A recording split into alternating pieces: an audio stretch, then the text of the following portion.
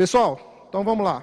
No palco 1, a gente vai ter aqui a palestra Captação de Recursos, da ideia ao IPO, com André Vetter, da A55. André, por favor. Olá, boa tarde. Obrigado principalmente para o Sebrae de ter a gente aqui. E hoje eu vi que tem vários empreendedores na plateia, né, e assistindo a gente online. A gente vai falar um pouco de como a gente consegue, né, captar recursos, alavancar sua empresa, né, para conseguir crescer mais e conseguir realizar a sua venda, o seu desejo de fazer um exit, né? Então, a gente vai começar um pouco falando de quais são as opções e ciclos que você tem na sua startup para crescer, né? Falando um pouco tanto de captação de recursos para equity, para dívida, né? Assim como comparando um pouco os dois. Então, quando eu consigo usar os dois, quando um é melhor para mim, quando o outro é melhor para mim. E daí, para começar, eu queria colocar para vocês, né, um pouco como é essa jornada. Então, como eu começo minha startup, quem são as pessoas que eu consigo procurar para esse investimento e como eu consigo acelerar esse crescimento, né, até a maturidade dessa startup, onde eu vou conseguir vender ela, fazer um exit, né, e monetizar esse ativo que eu criei. E daí aqui a gente tem, né, em uma simplificação, eu diria, quais são as formas que a gente tem de captação de recurso, né, tanto no capital social da empresa, assim como na dívida. E assim como vocês já devem ter escutado, né, então a captação para o capital social é quando a gente consegue investimento de um fundo, investimento de anjos, e tudo isso normalmente começa no Family and Friends, né, então amigos, pessoas que querem investir na sua startup no começo, passando lá para uma rodada seed, né, que normalmente vai ser o primeiro institucional, e daí a gente tem os fundos de venture capital, que fazem o série A, B, C, bem conhecidos, né, até onde a gente chega num estágio mais maduro, onde essa startup normalmente ela vai se apoiar ou em private equity, ou então ela vai fazer um IPO para continuar conseguindo captar esses recursos e crescer, né.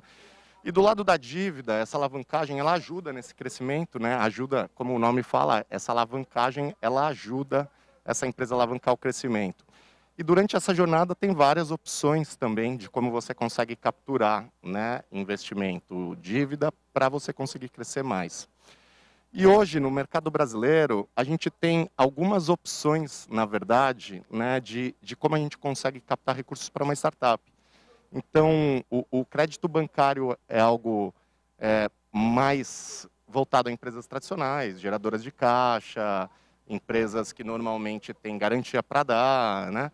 E hoje a gente tem algumas alternativas de financiamento que você também consegue financiar, a sua startup também consegue crescer, né, dessa forma.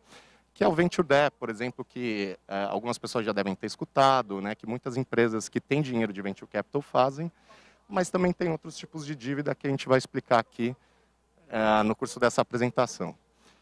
E daí eu acho que para começar, o interessante seria a gente colocar, poxa, qual é a diferença, né? Qual é a diferença de eu pegar a dívida, o equity, como isso impacta a minha empresa e por que eu faria a dívida ou por que eu faria o equity?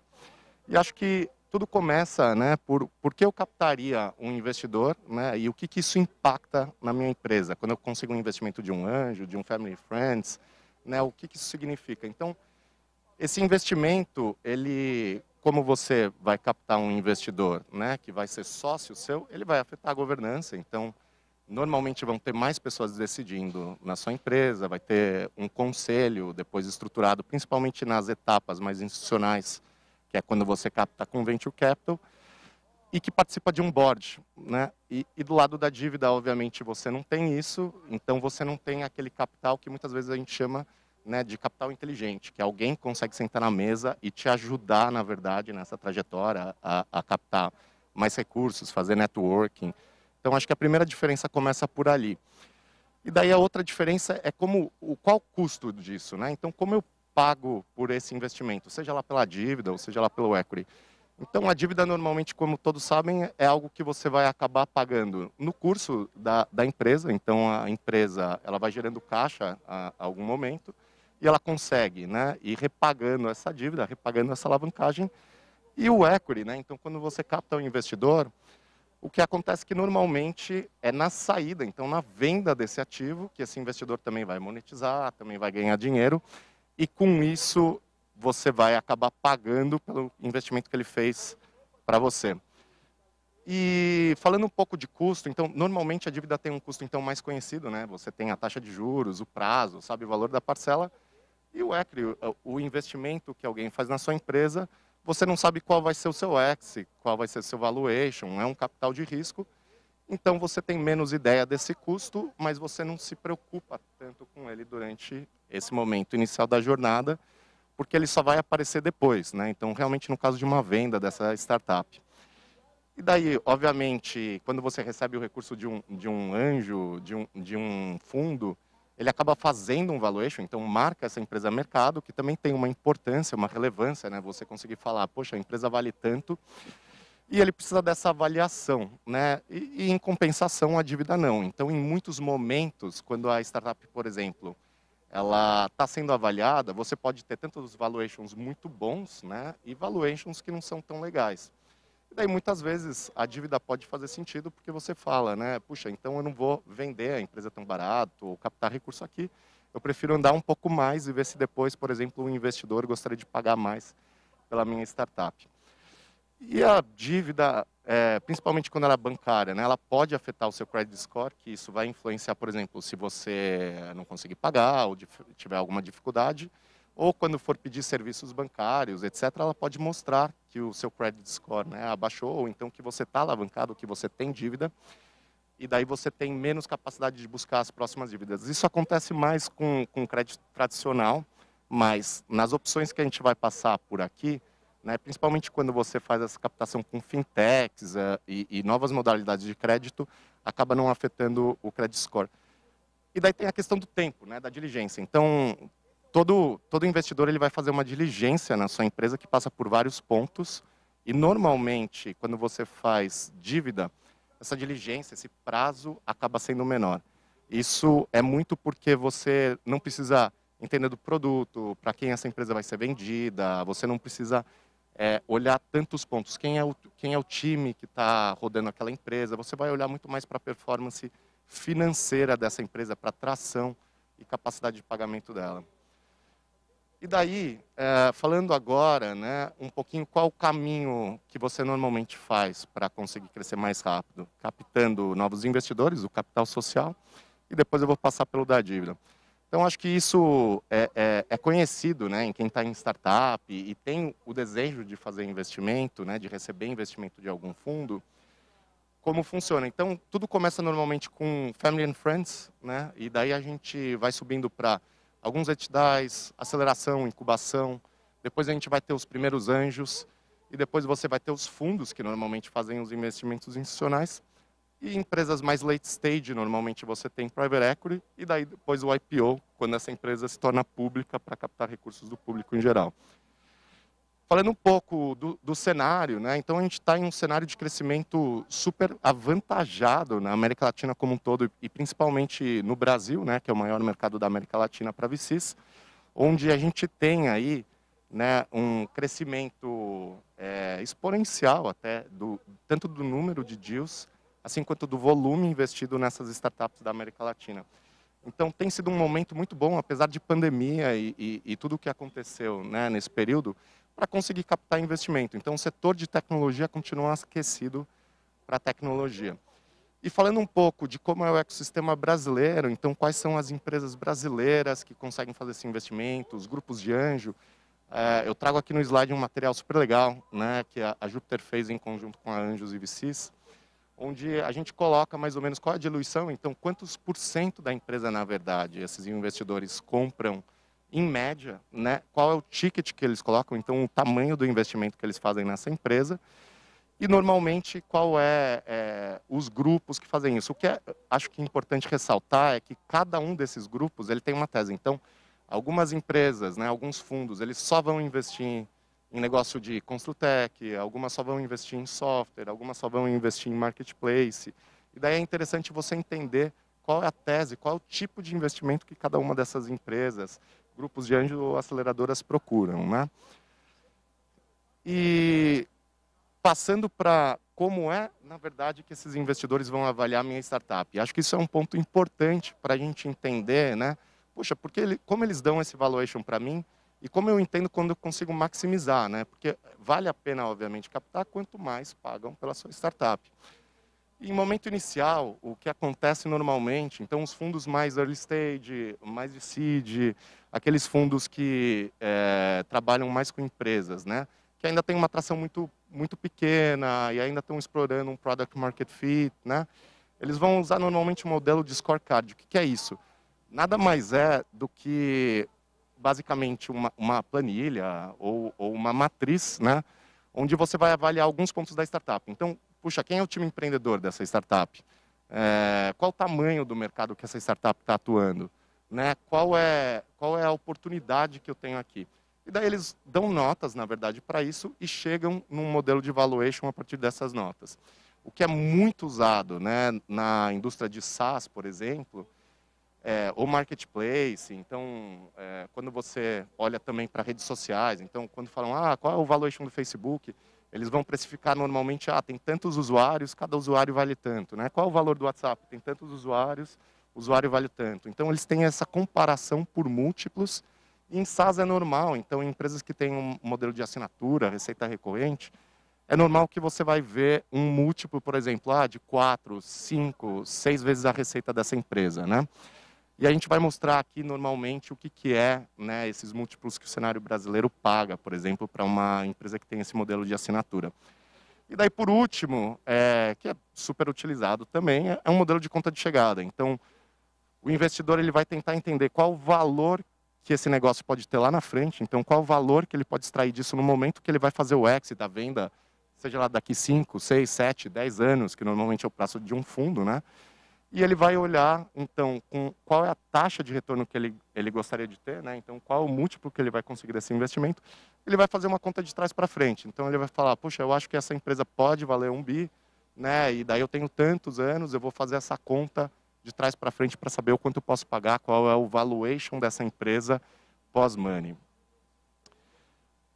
E colocando, então, aqui como exemplo, né, o que é que normalmente pagam, né, para uma empresa de SaaS. Né? Uma empresa de SaaS é uma empresa de software, né? Então uma empresa que roda um modelo de assinatura como serviço.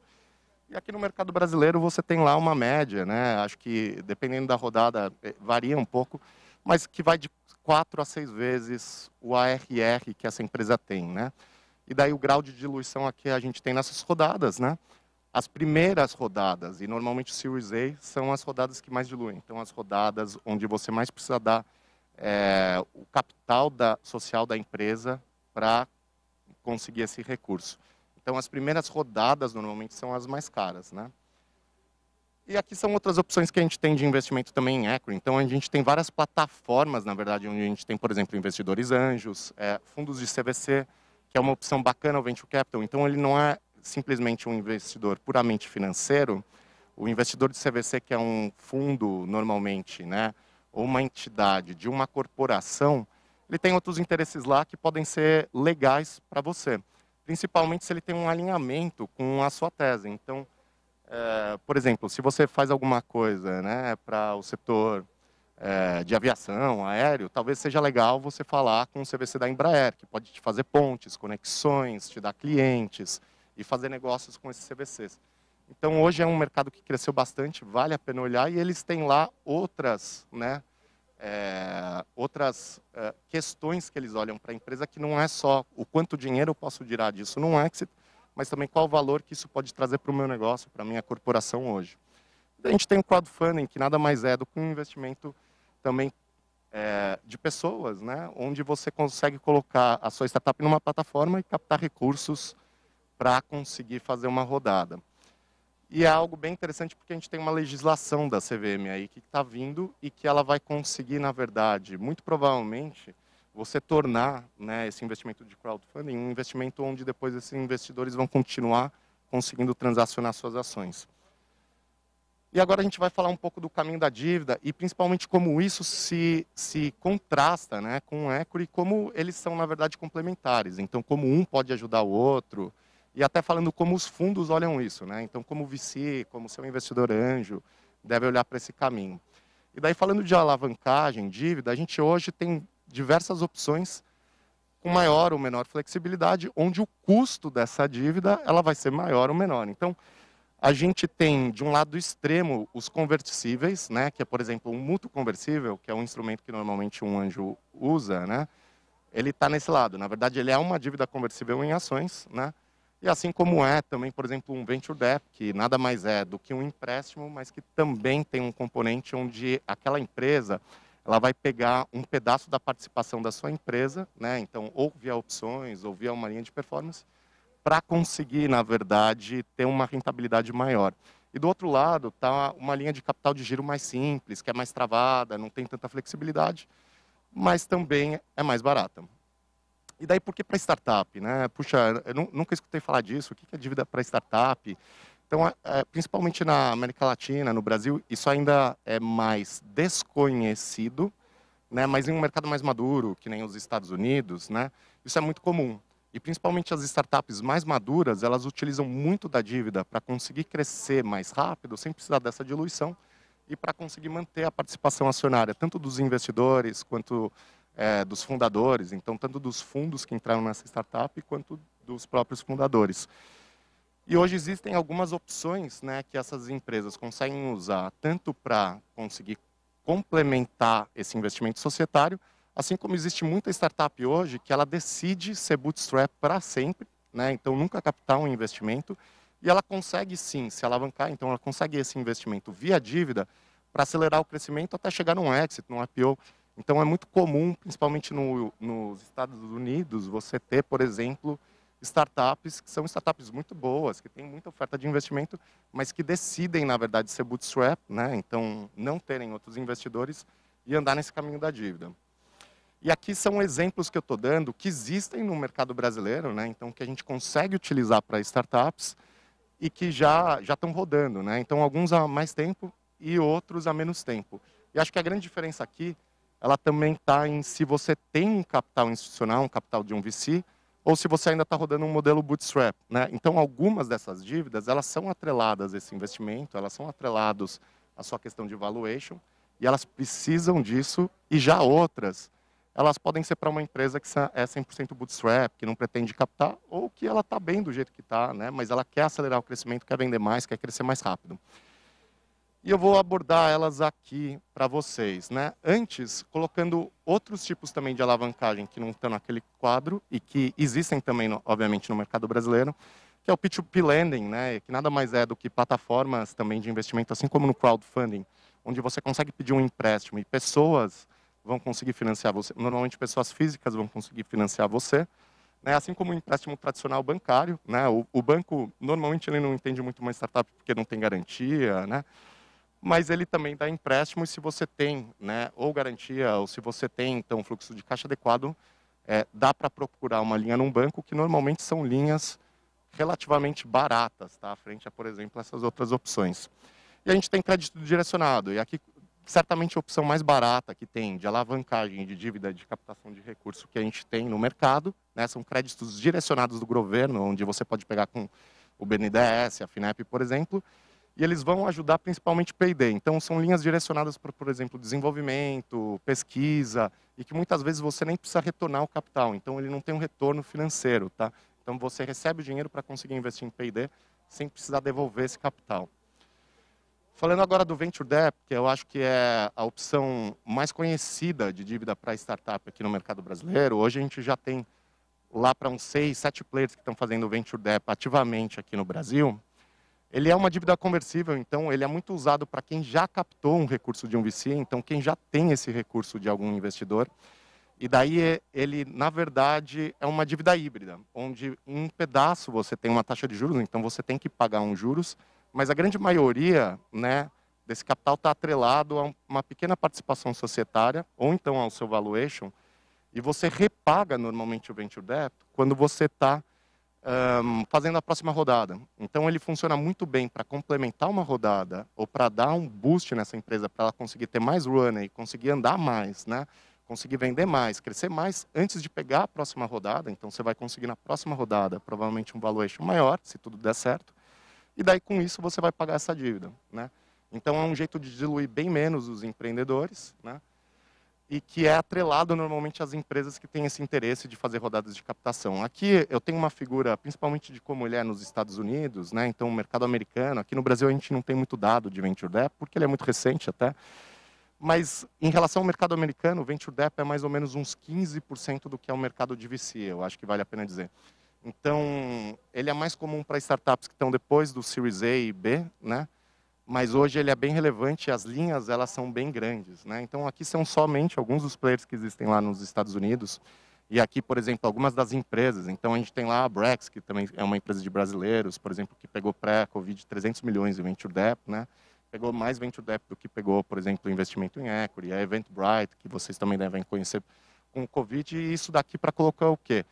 Ele funciona para várias coisas, o Venture Debt. Ele funciona tanto quanto uma proteção, então eu tenho, por exemplo, né, uma situação onde está chegando um Covid, eu quero uma proteção de caixa, eu quero ter mais dinheiro e ter mais runway, né, então eu consigo pegar essa dívida para minha startup conseguir andar mais tempo, ter mais fôlego se alguma coisa acontecer. Então ele funciona como uma proteção, assim como ele também funciona, né, para você fazer grandes investimentos. Então, aqui no caso da Brex, ela pegou isso para lançar uma nova linha de produto, que ela precisava de capital.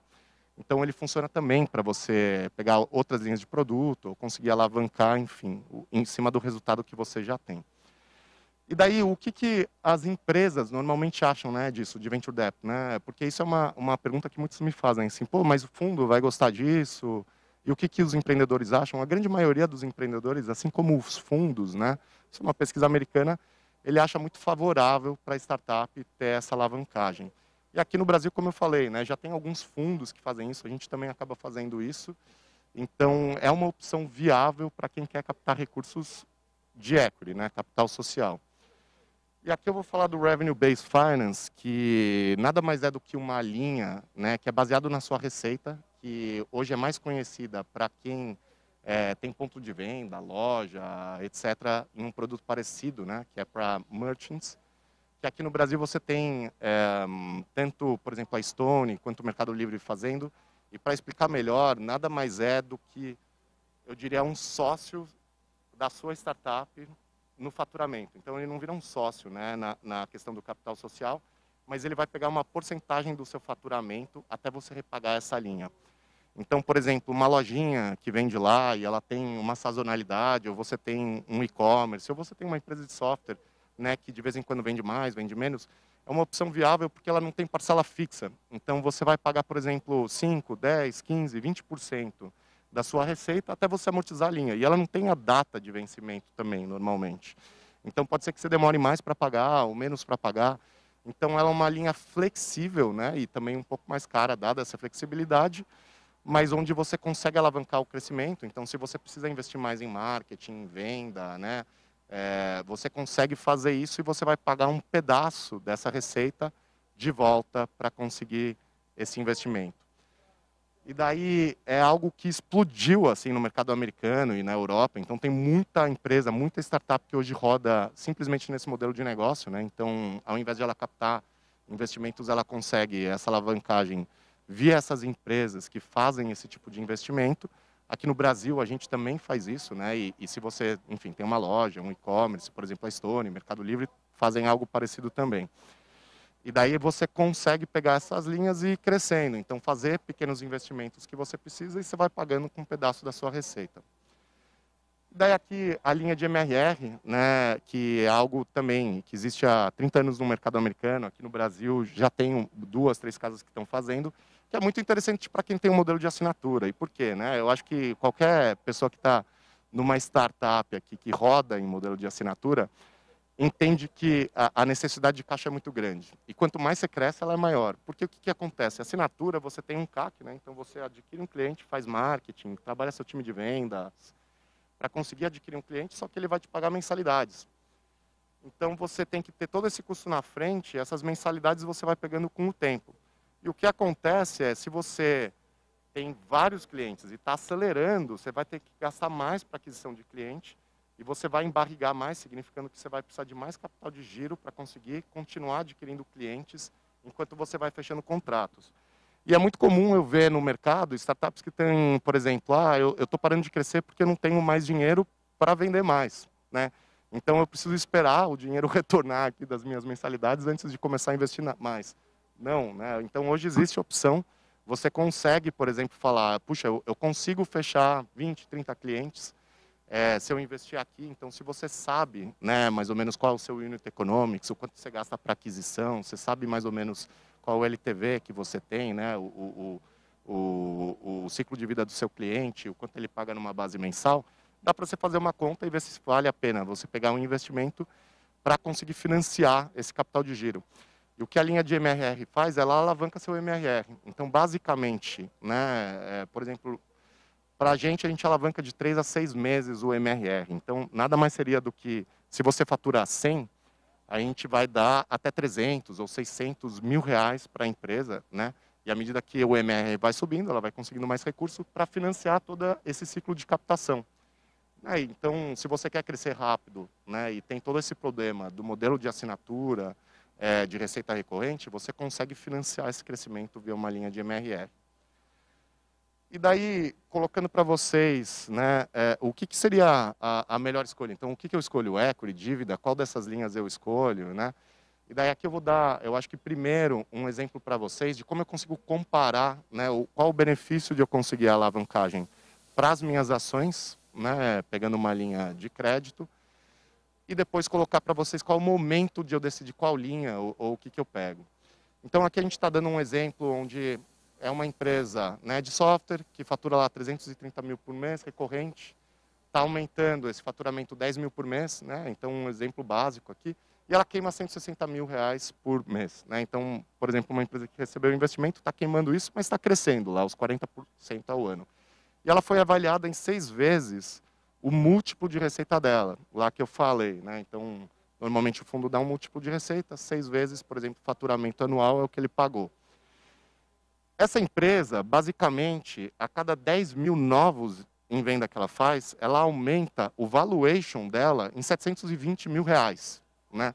Então, nada mais é do que esses 10 mil de receita adicional, vezes 12 meses, que é a receita anualizada, vezes o múltiplo que ela tem, de 6.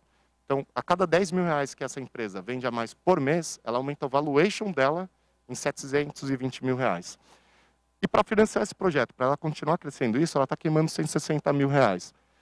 Se ela fizer isso com dívida, então ela vai lá, por exemplo, faz uma linha de MRR e pega esses 160 mil reais, ela vai estar devendo 160 mil reais, e ela vai ter um custo de juros, tá? Aqui é um juros até relativamente alto, por exemplo, para uma linha nossa, mas como exemplo a gente coloca 2,5% ao mês. E daí a gente tem um custo de 4 mil reais em juros por mês para ele conseguir financiar esse cash burn dele.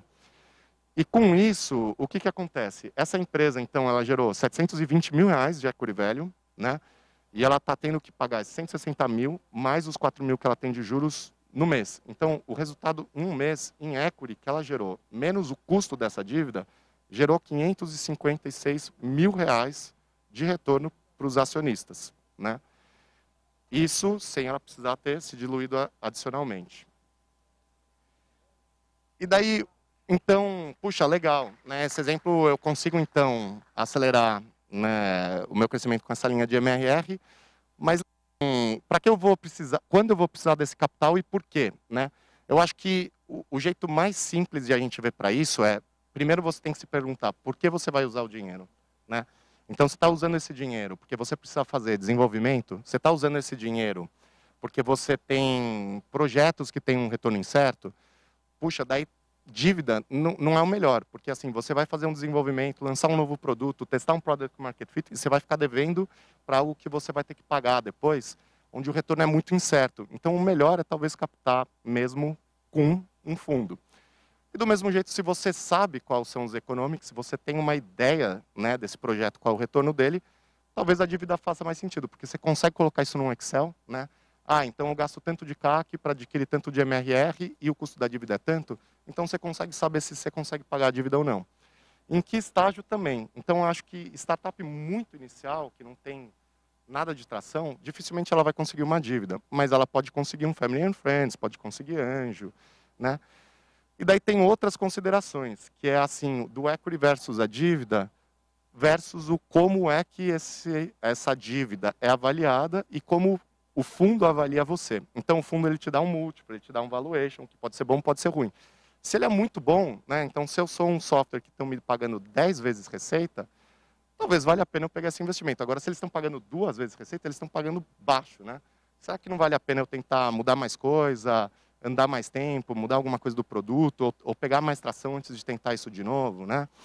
Então, você consegue saber também, né, se você tem um valuation bom, se vale a pena, ou se você pode, por exemplo, tentar andar mais tempo, se alavancar para crescer mais rápido antes de tentar de novo, e você sabe que a dívida vai olhar muito mais a performance financeira, a tração da sua empresa, do que qual é o exit, o produto, o time empreendedor, né?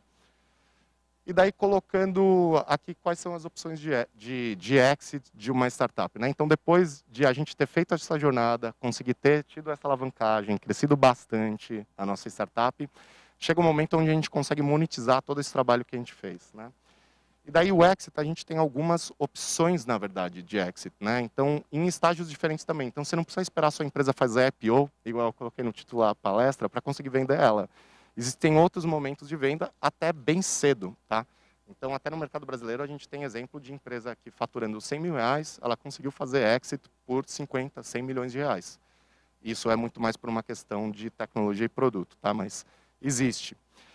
E daí essa opção é um M&A estratégico. Então, o mercado está super quente, né, de M&A estratégico. Puxa, o ano passado lá a gente chegou em 45 bi de dólar e 916 transações aqui no Brasil. E tem muita startup que está comprando tecnologia, a carteira de outras startups, igual aqui a gente tem o exemplo da High Platform, né? E outras startups também que estão fazendo esse movimento de aquisição. Então, isso é uma opção viável para você conseguir sair cedo, por exemplo, da empresa, assim como uma empresa mais madura. Depois a gente tem o Private Equity, que é um fundo, assim como o de VC, mas onde ele vai comprar, na verdade, a participação da sua empresa. E ele vai ser um acionista majoritário. Então, ele vai dar as cartas, porque ele vai ter a maioria das ações da sua empresa. E o Private Equity normalmente também faz o exit, né? Então ele faz a saída do empreendedor e dos fundos que vieram anteriores a ele. E aqui tem alguns exemplos deles. E daí, por último, a gente chega no IPO, que é para empresas daí mais maduras, que querem listar, que querem fazer uma captação pública de recursos na Bolsa, de grande porte, né? E aqui a gente tem alguns exemplos brasileiros. Então, a gente tem desde opções, né, para empresas menores, do M&A, até um private equity para empresas médias, e IPO normalmente são para empresas mais maduras. E eu queria encerrar colocando para vocês, né, que todas essas opções que eu listei, né, de dívida, de alavancagem, que existem para startups, a gente consegue auxiliar a sua startup a se encontrar, assim como com fundos. A gente tem ótima relação com fundos também, a gente consegue ajudar as empresas a procurarem novos fundos. E queria agradecer aqui, principalmente também, né, o Startup Summit, a organização do evento, que está maravilhosa, e terem recebido a gente aqui da 55 para falar um pouquinho de como você consegue acelerar o crescimento e levar a sua startup até o momento dessa venda. Obrigado.